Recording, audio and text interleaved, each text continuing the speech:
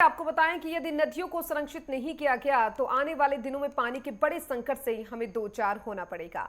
लेकिन देखिए, इतनी सी बात शायद लोगों की समझ में नहीं आ रही है। हम बात कर रहे हैं गाजियाबाद के रास्ते नोएडा और ग्रेटर नोएडा के बीचों बीच से बहने वाली हिंडन नदी की। इस नदी को पिछले 20 वर्षों से अपने अस्तित्व को लेकर भूमाफियाओं से लड़ना पड़ रहा है। भूमाफियाओं ने इस नदी के डूब क्षेत्र में बड़ी संख्या में प्लॉट काट दिए और खास बात तो यह है कि लोगों ने हिंडन नदी के एकदम किनारे पर अपने आशियाने बना लिए हैं, जिसकी वजह से हिंडन के अस्तित्व को लेकर सवाल खड़े हो रहे हैं। उत्तर प्रदेश के मुख्यमंत्री योगी आदित्यनाथ नदियों के संरक्षण और जल स्तर को लेकर खासे गंभीर हैं, लेकिन प्रशासनिक अधिकारी इन आदेशों की धज्जियां उड़ा रहे हैं, जिसका फायदा सीधे तौर पर माफिया उठा रहे हैं।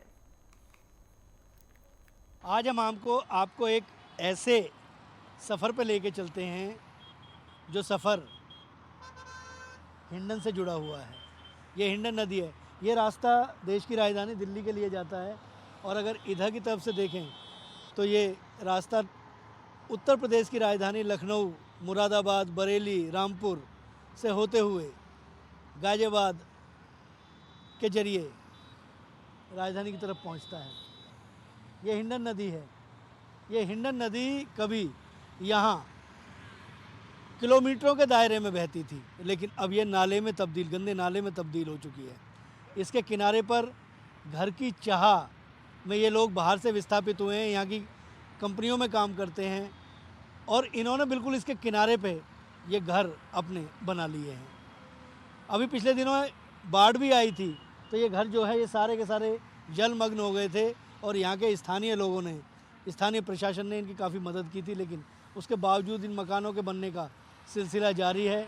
हिंडन का जो अस्तित्व है वो समाप्ति की ओर अग्रसर है।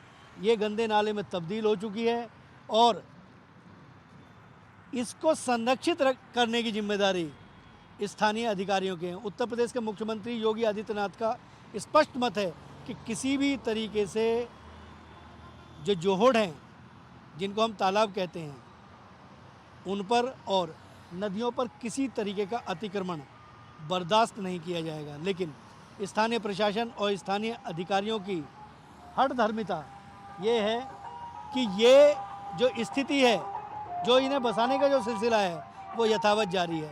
पिछले 20 वर्षों से लगातार ये कॉलोनियाँ डेवलप हो रही हैं और इन कॉलोनियों को डेवलप करने का सिलसिला यथावत चल रहा है। मैं आपको एक और पड़ाव की तरफ लेके चलूँगा।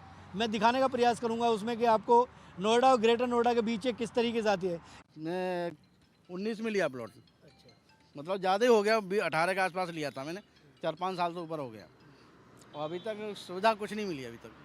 तो काफ़ी दिन से मैं तो वोट भी दिया है, सब कुछ मैंने कि शायद बिजली का व्यवस्था बन जाए। बोला आए थे तो कह रहे कि आ जाएगी, लाइट आ जाएगी, कि तुम बिजली विभाग में जाइए, वहाँ अपना बात कीजिए। तो वहाँ पर भी गए तो उन्होंने क्या कहा, ठीक है हो जाएगा, पर अभी कोई सुविधा नहीं मिली अभी तक। अभी जब बाढ़ आई थी तो पानी आ गया था यहाँ? नहीं, ऐसा कुछ नहीं आया। तो यहाँ तक पानी तो कहीं नहीं आया, यहाँ तक कहीं पानी नहीं आया। यहाँ ऐसे कोई दिक्कत नहीं हुई ना, पानी कुछ नहीं आया। इतनी बारिश हुई, कोई भी दिक्कत नहीं हुई यहाँ पर। मैं मौजूद हूँ इस समय जनपद गौतम बुद्ध नगर के नोएडा और ग्रेटर नोएडा के बिल्कुल मुहाने पर। मैं आज आपको हिंडन नदी दिखाऊंगा। ये हिंडन नदी यहाँ 3 किलोमीटर की रीच में बहती है। इधर से अगर शुरू होता है तो ये पूरा इलाका जो है ये नोएडा एक्सटेंशन माना जाता है, जिसे हम ग्रेटर नोएडा वेस्ट भी मानते हैं। और ये जो हिंडन नदी है, इस हिंडन नदी पे किस तरीके के अत्याचार हुए हैं आप कैमरे की निगाह से देख सकते हैं। तस्वीरें आपको बिल्कुल स्पष्ट बयां करती हैं कि ये जो नदी जो 3 किलोमीटर के दायरे में जो बहने वाली नदी है, उसमें डूब क्षेत्र में किस तरीके से भू माफियाओं ने यहाँ पे अवैध कॉलोनियों को डेवलप किया है। अवैध कॉलोनियाँ यहाँ एक दिन नहीं, अवैध कॉलोनियाँ यहाँ तकरीबन 20 वर्षों से यहाँ पे काटी जा रही हैं।